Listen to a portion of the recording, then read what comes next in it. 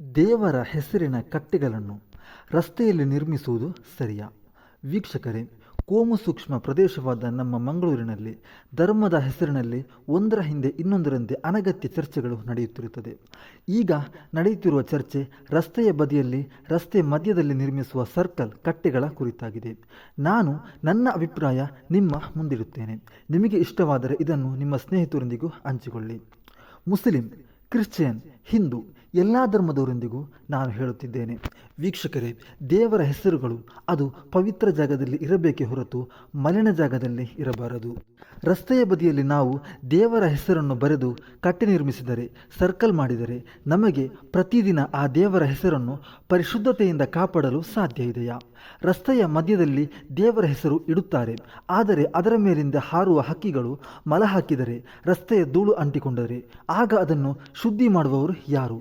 ಎಷ್ಟು ಮಂದಿ ಇದನ್ನು ಶುದ್ಧೀಕರಣ ಮಾಡಲು ಬರುತ್ತಾರೆ? ಪ್ರತಿದಿನ ಶುದ್ಧಿ ಮಾಡಲು ಸಾಧ್ಯವಿದೆಯಾ? ದೇವರ ಹೆಸರಿಗೆ ನಿಜವಾದ ಗೌರವ ಅಂದರೆ ಕೇವಲ ನಿರ್ಮಾಣವಲ್ಲ, ಭಯಭಕ್ತಿಯಿಂದ ನಾವು ದೇವರನ್ನು ಆರಾಧನೆ ಮಾಡುವುದಾಗಿದೆ ನಿಜವಾದ ಗೌರವ. ರಸ್ತೆಯ ಧೂಳು, ಕಸ, ಇದರ ನಡುವೆ ದೇವರ ಹೆಸರು, ಇದು ಭಕ್ತಿಯ ಅಥವಾ ಕೇವಲ ಪ್ರದರ್ಶನವಾ? ದೇವರ ಹೆಸರುಗಳು, ದೇವರ ಮಾತುಗಳು ಕಟ್ಟಡಗಳಲ್ಲಿ, ಪುಸ್ತಕಗಳಲ್ಲಿ ಇದ್ದು ಏನು ಪ್ರಯೋಜನ? ಅದನ್ನು ನಾವು ನಮ್ಮ ಜೀವನದಲ್ಲಿ ಒಳ್ಳೆಯ ಪ್ರವೃತ್ತಿಗಳಿಂದ ಮಾಡಿ ತೋರಿಸಬೇಕು. ಮಳೆ ಬಂದಾಗ ರಸ್ತೆಯ ಗಲೀಜು ನೀರು ದೇವರ ಹೆಸರಿನ ಸುತ್ತ ಹರಿಯುತ್ತದೆ. ಆಗ ಅದರ ಪವಿತ್ರತೆ ಕಾಪಾಡುವವರು ಯಾರು? ಒಂದು ಕಡೆ ದೇವರ ಹೆಸರು, ಮತ್ತೊಂದು ಕಡೆ ಕೆಸರು ನೀರು. ಇದು ಭಕ್ತಿಗೆ ಗೌರವ ಕೊಡುತ್ತಿರುವ ರೀತಿಯ. ಮಳೆ ನೀರಿನ ಜೊತೆ ಕಸ, ಕೆಸರು, ಚರಂಡಿ ನೀರು ಕೂಡ ಬರುತ್ತದೆ. ಆದರೂ ನಾವು ಅದನ್ನು ನೋಡದೆ ಹೋಗುತ್ತೇವೆ. ಮಳೆ ಬಂದಾಗ ರಸ್ತೆ ತುಂಬ ಕೆಸರು, ಆ ಕೆಸರಿನ ಮಧ್ಯೆ ದೇವರ ಹೆಸರು. ಈ ದೃಶ್ಯ ನಮ್ಮನ್ನು ಯೋಚನೆಗೆ ತಳ್ಳುವುದಿಲ್ಲವೇ?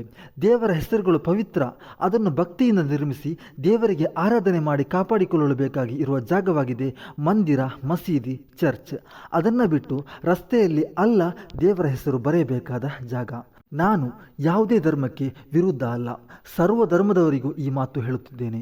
ದೇವರನ್ನು ರಸ್ತೆಗೆ ಎಳೆದು ತರುವುದಕ್ಕಿಂತ ಬದಲಾಗಿ ರಸ್ತೆಯಲ್ಲಿ ಅಭಿವೃದ್ಧಿ ಕೆಲಸ ಮಾಡಿ.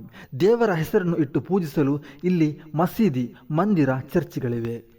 ಎಲ್ಲ ಧರ್ಮದವರಿಗೂ ಈ ಮಾತನ್ನು ಹೇಳುತ್ತಿದ್ದೇನೆ. ನಮ್ಮ ಊರುಗಳಲ್ಲಿ, ನಗರಗಳಲ್ಲಿ ರಸ್ತೆಗಳ ಮಧ್ಯದಲ್ಲಿ ನಿರ್ಮಿಸಿರುವ ದೇವರ ಹೆಸರಿನ ಸರ್ಕಲ್ಗಳನ್ನು ನಾವು ಎಲ್ಲರೂ ನೋಡಿರುತ್ತೇವೆ. ಒಂದೆಡೆ ಅದು ಭಕ್ತಿಯ ಸಂಕೇತ ಎಂದು ಕೆಲವರು ಹೇಳುತ್ತಾರೆ, ಆದರೆ ಮತ್ತೊಂದೆಡೆ ಒಂದು ಪ್ರಶ್ನೆ ಉದ್ಭವಿಸುತ್ತದೆ.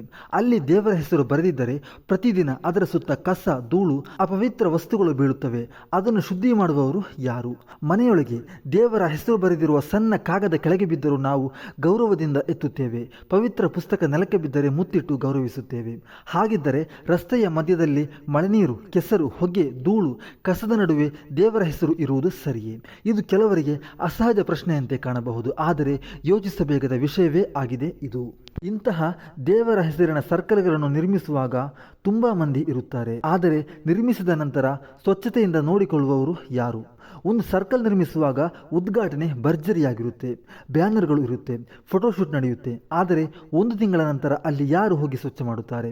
ದೇವರ ಹೆಸರನ್ನು ಬಳಸುವುದು ಸುಲಭ, ಆದರೆ ಅದನ್ನು ಗೌರವದಿಂದ ಕಾಪಾಡುವುದು ತುಂಬ ಕಷ್ಟ. ಭಕ್ತಿ ಕೇವಲ ನಿರ್ಮಾಣದಲ್ಲಲ್ಲ, ಅದನ್ನು ಕಾಪಾಡುವ ಜವಾಬ್ದಾರಿಯಲ್ಲೂ ಇದೆ. ವೀಕ್ಷಕರೇ, ಇದು ನನ್ನ ಅಭಿಪ್ರಾಯ. ಇನ್ನು ನಿಮ್ಮ ಅಭಿಪ್ರಾಯ ಏನು ಎಂದು ಕಾಮೆಂಟ್ನಲ್ಲಿ ತಿಳಿಸಿ.